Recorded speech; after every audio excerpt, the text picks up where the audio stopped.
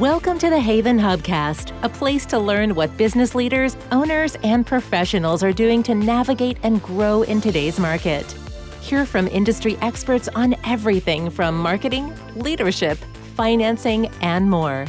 Brought to you by HAYVN, a co-working space where you can connect, create, and get stuff done.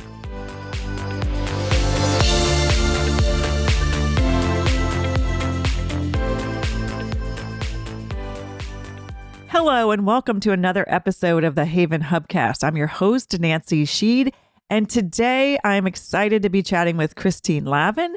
Christine is a strategic advisor who helps founder-led service businesses figure out what's actually in the way of their next stage of growth. Welcome, Christine. Hi, Nancy. I'm so excited to be here. Christine, we were chatting earlier in terms of what's going on with founders, and I want to sort of hear your perspective on what's going on current day. But listeners know I usually like to go backwards first and hear a little bit about your story of how you got here. I know you were also a founder yourself. So do you mind taking our listeners back to what did Christine think she wanted to be when she was growing up? Was there a pivotal moment? I don't think we had the word founder in our vocabulary. What was going on in your mind when you were thinking about what do I want to be when I grow up? Oh, gosh, so many things, Nancy. I mean, the first thing I really wanted to be was a Broadway dancer. I was enamored with watching Chorus Line and was convinced I was going to be on stage. That clearly didn't track going forward, although I do still dance today, and I am at a performance dance group, which is great, but... Fantastic. You got to keep something on the side that's not work. That's amazing. Right. Tell us where we can see you we'll put it in the show notes, right? Exactly.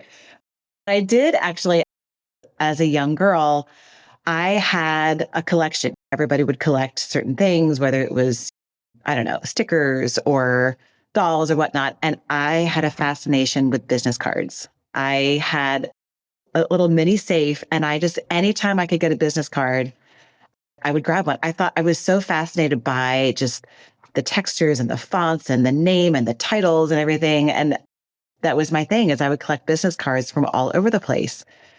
And so that sort of led me to start off my career, no surprise, in corporate, where, of course, I received my own coveted business card, and I thought I had arrived.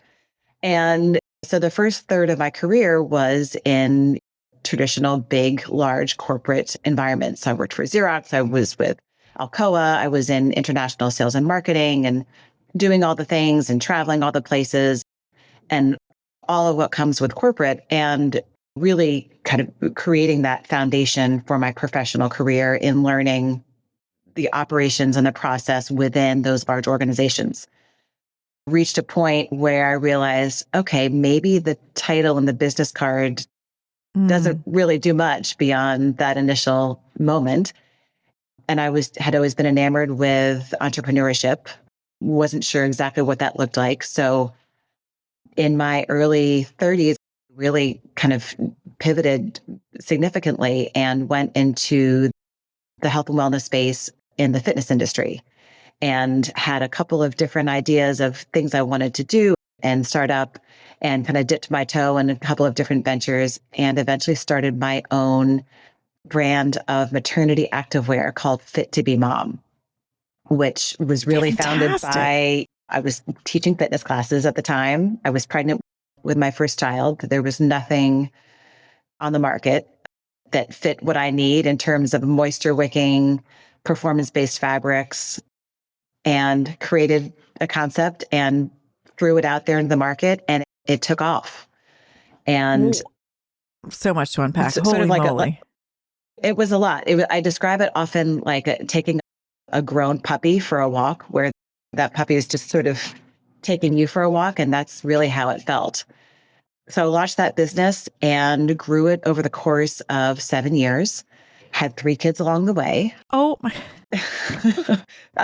As one does. I don't know what hurts, my head or my womb when you say that. Holy moly. Yeah, that tracks.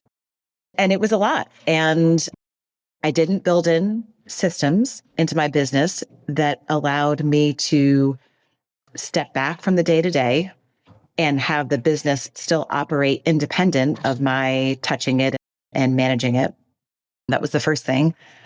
I didn't seek the advisory support, specifically the strategic advisement that I needed in terms of getting out of the day-to-day, looking ahead, and how do I really build this business in the right way?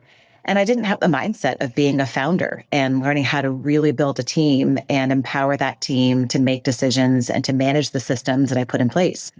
So no shocker, I burned out after 7 years. I just was absolutely exhausted. And I quietly closed the business at about 40% of the volume that I needed to be at in order to successfully exit, because in apparel, it's all about sales volume. And I just couldn't do it anymore. And so I closed that down, took a break. I did a lot of board work. I eventually ended up in the nonprofit space for about 7 years, working actually with under-resourced small business owners.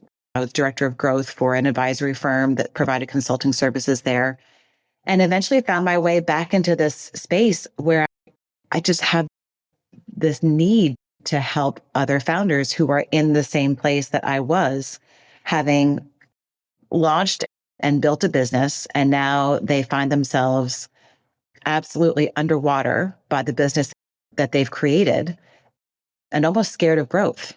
And that's really where I come in at that inflection point, is to help them just in a very manageable, step-by-step way, build in simple systems that give them air to breathe, bring their head above water. And then we start to work on the strategy of what does growth look like in a way that aligns for you as a founder. And then along with that is the mindset of what does being a founder really look like and mean for you? Yeah. I appreciate your sort of candidness about looking back on your reflections as a founder. But before we even go there, though, you mentioned sales and marketing. And I find that people kind of come in marketing, come into corporate a couple of different tracks, right? They come in from either the accounting, finance, and I know I shouldn't lump those together, or they come in from the sales and marketing operations. What did that experience help you come forward when you did launch your company? Or what did marketing and sales help you with versus not having the accounting and finance? I'm just always curious, what made you feel overtly qualified to launch a business versus or in your corporate career, did you actually end up getting more exposure to finance and accounting? I like for people to also hear, like, it's never ever a linear experience. Never. And in fact, I'm glad that you brought that up, because that was a big reframe for me in launching my business. After I left the nonprofit space, I thought, well, gosh, I've got such a nonlinear career between corporate and startup and nonprofit. How does that translate? And took actually working with a phenomenal career coach who really kind of helped me dig deep. And he was like, maybe the nonlinearness of your career is exactly what gives you the foundation to do this type of work. Right. And I couldn't see that for myself. And so I'm such a huge advocate for bringing in that outside perspective, whether it's coaching, consulting, advisory, whatever it is, to help you see things from a different angle. Yes, my background was sales and marketing. So from the finance and accounting side, that would not necessarily be where I would dig in and say, I'm the expert here. But the thing I tell every client, every connection I meet with is, know what you don't know. Yeah. That's more important than leaning on what you're really good at. Everybody's really good at a few things, but you got to know what you're not good at or what you don't enjoy doing. And that's where you really want to start to build in those systems and backfill and recruit the talent to support you. Yeah. Yeah. Well, I was going to say, but also if you hadn't, I'm going to make the conclusion, if you hadn't had that solid sales and marketing, you probably wouldn't have seen the opportunity for Fit to Be Mom. You wouldn't have said, I can do this. I know how to get, product or something out into the marketplace. I know how to market something. Therefore, the idea of founding a company was probably a little more exciting to you because you saw the opportunity and could take it there. And to your point, when you said you went into founder mode, starting company mode, at what point did you realize that you didn't have the structure? Or, was it a wake-up crisis moment? I'm also very sensitive to people before they get to the crisis, what red flags are there? Or what were the red flags for you? Gosh. So I launched my business in 2007 and ran it for 7 years. So this was before a lot of the social media platforms and obviously Right. AI and a lot of the tech platforms that exist today really were out there. And so a lot of just the day-to-day operations were much more hands-on, much more cumbersome compared to now, right? Yeah. And I just remember thinking like I was just constantly on. I could never shut off my brain and my to-do list. And part of that was I was just in this constant mode of triage. And so what I needed to do, number one, was understand how I worked best, what I needed from my brain, from my design of thinking for how I operated best, and then to kind of build the systems and the operations of my company around that, particularly because my business was in my home. It was on the third floor of my home. I had young children. So it was all the things meshed together. And so I think to your question, it was just that I felt like I was always paddling and could never just have a moment of stepping back and let's just take a breath and start to look at what does this look like down the road? I was just constantly checking off boxes of to-dos, which is just not sustainable. Yeah. And 3 kids whose roads you were having to look down as well. So Right. like, I mean, it's not like it was just a business. You also had 3 small people whose futures you were also worried about. Christy, so fast forward, founders have obviously had highs and lows. We've had bubbles. We've had points of money's coming in versus it's easy to raise money. It's not easy to raise money. Not everybody raises money. What has changed, or what are the critical challenges that you're seeing for founders right now? Whether it's versus 2 years ago or 10 years ago, I feel like there are some things that are always challenges versus there's some specific things going on right now for founders. Yeah. And that's such a great question because it's hard for anyone to not feel that everything is speeding up because of AI, because of just the advancement of technology, that it feels like we are tethered to a treadmill and someone is just leaning on the speed button and we're just having to run faster. Right. And that's an overwhelming sensation in any context, personal, professional, or otherwise. But from a business standpoint, it's a double-edged sword. On one hand, you have this innovation that allows individuals to operate as if they have a team, as if they have a whole team beneath them through different technology, through agents or building out different aspects of AI and whatnot. And that's wonderful, but that takes work to build and design, and to also design in a way that fits what you need as a founder, aligns with you as a founder. Right. So it's not just grab this product off the shelf, plug it in, and now you're moving 10 times faster. So I think the biggest challenge that I see with founders right now is, I always think of the quote by Teddy Roosevelt, comparison is the thief of joy. I think it was Teddy Roosevelt. And it's like, they're looking to their left and they're looking to their right. And it's like, well, that peer of mine in the space is doing this or that, or they're on social media and it looks like they're doing all the things, and they're looking to their other side and seeing what someone else is doing. And so it's just that constant, I've got to keep up, I've got to keep up. And so the challenge is kind of just staying in your lane and knowing what is it you're building? What are the resources that you have today, whether it's financial or human, or just like, what are your strengths? And let's just keep it simple. And let's build off of that, and let's implement and integrate where it makes sense. Let's spend where it makes sense. But there's shiny objects everywhere. And I mean, Lord knows I love a great shiny object that will just solve all of my problems in an instant. But that is you have to train yourself to kind of just look away from that and just say, okay, I'm doing my thing. When I see a gap of what I need, then I'll look up, assess, and find something and plug it in. I love that.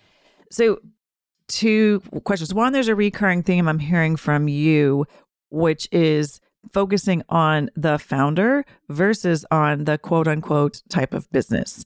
You know what I mean? To me, that makes sense versus the, oh, you're going into a SaaS company, or, oh, you're creating a SaaS company. Oh, you're a CPG. Oh, you know what I mean? As opposed to sort of saying, this is the way you do it. I love this focus on the founder, so the founder can thrive versus this is how you build this type business. Is that because you learned it the hard way? Is that because you've seen it not work out, and or you've just seen the success, and when the founder's thriving, everything else just works exponentially better? Yeah, exactly. I think because I've been in that space where I know that the business that the founder has created is an extension of them. This is different than, I don't know, I suppose maybe a franchise business where you're sort of buying into something. But when you launch a business, more often than not, it's from a place of passion, a product that you feel passionate about, a service that brings a skill that is innately yours to drive impact with other people. So founders, they are their business, and kind of the intertwined elements between personality and business, they're all there. And so I know frameworks are good, they're needed. Everyone talks about frameworks and follow my 6-pillar framework to six Right. figures in 6 months, whatever it is. And that's all well and good, but you've got to look at the founder and say, okay, wait a minute. Let's look at what's on your plate, whether it be maybe they have a family. Maybe I had a client who she had ADD. She couldn't take in information the way I might give it to a different client. So I had to completely modify how I communicated with her, how I shared things with her in a way that she was not only receptive to it, but energized by it, right? Right. Rather than Well, overwhelmed. able to function or energized and able to operate Right. from the way you were doing it. Right.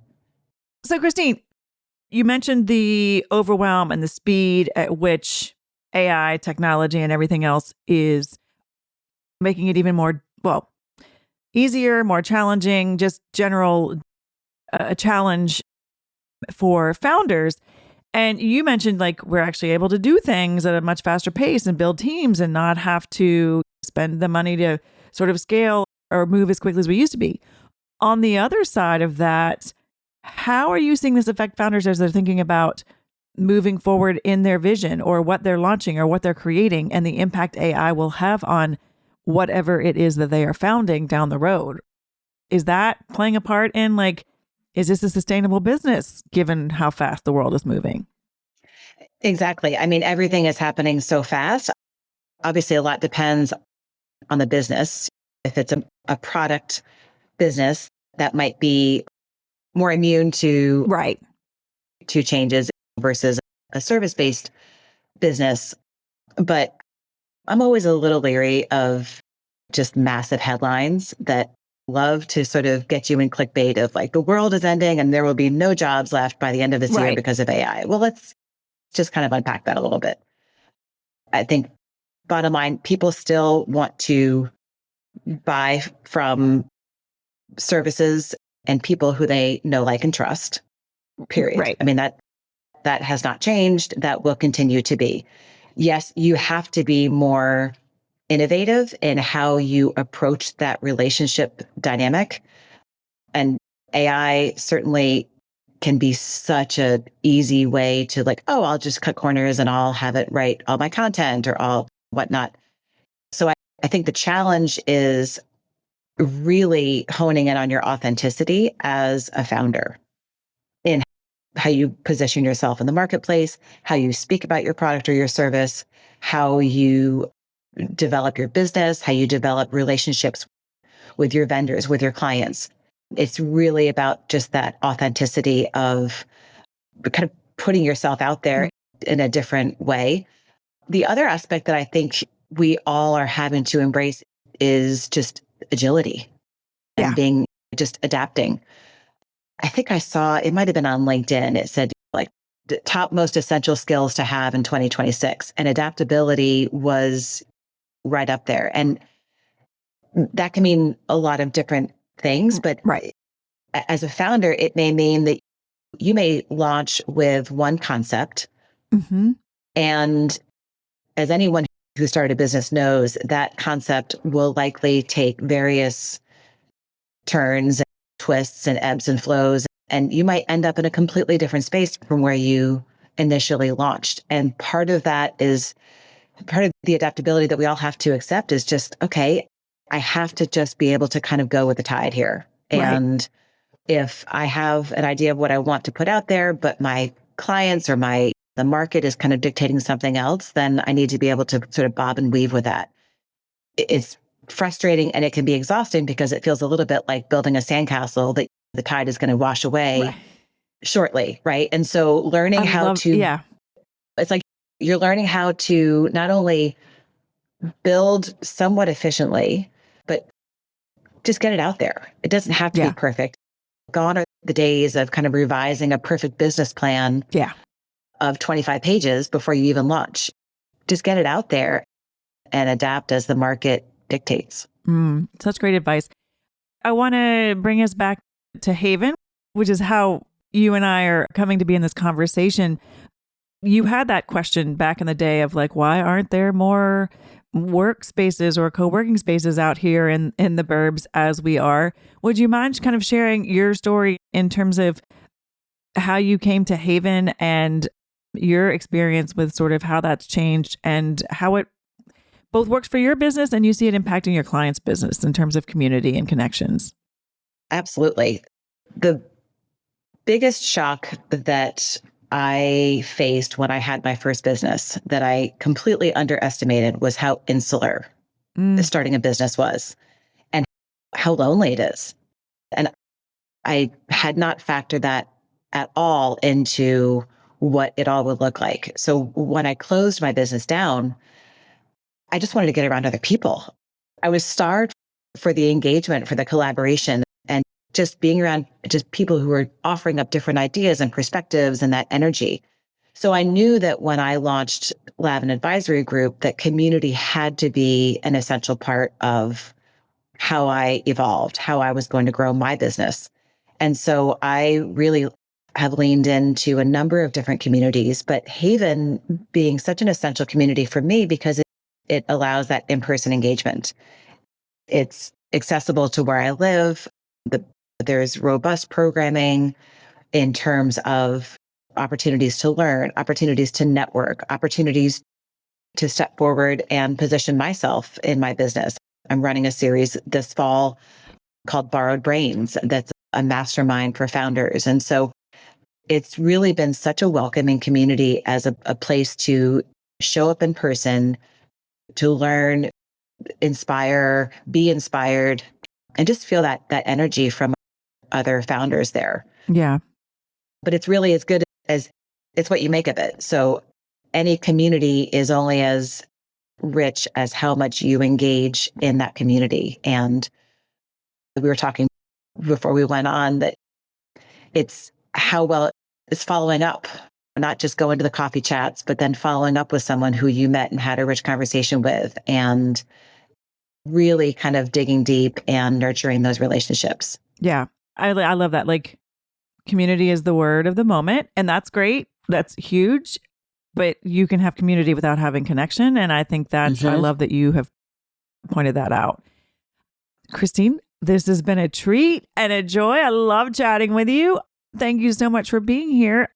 If people are curious to learn more about you or Lavin Advisories, how do they reach you? What's the best way to connect with you? Best way to connect, my website is lavinadvisorygroup.com. You can reach me there. I'm also on LinkedIn. I post quite frequently on LinkedIn with newsletters and articles, various posts. And I'm also on Instagram at Lavin Advisory Group. So all the places. Fantastic. Thank you again for your time. We're lovely to have you. And that is another episode of the HAYVN Hubcast. Thanks for being here. Thanks so much, Nancy. I'm so grateful for your time. Thanks for listening to the HAYVN Hubcast, a place to learn what business leaders and owners are doing to navigate and grow in today's market. Please leave a review on Apple Podcasts and subscribe on your favorite podcast app.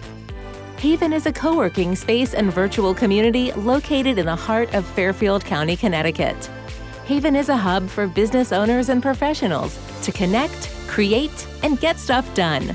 Find out more about the HAYVN community online at hayvn.com. That's HAYVN.com. HAYVN Hubcast is produced by Sound Advice Strategies.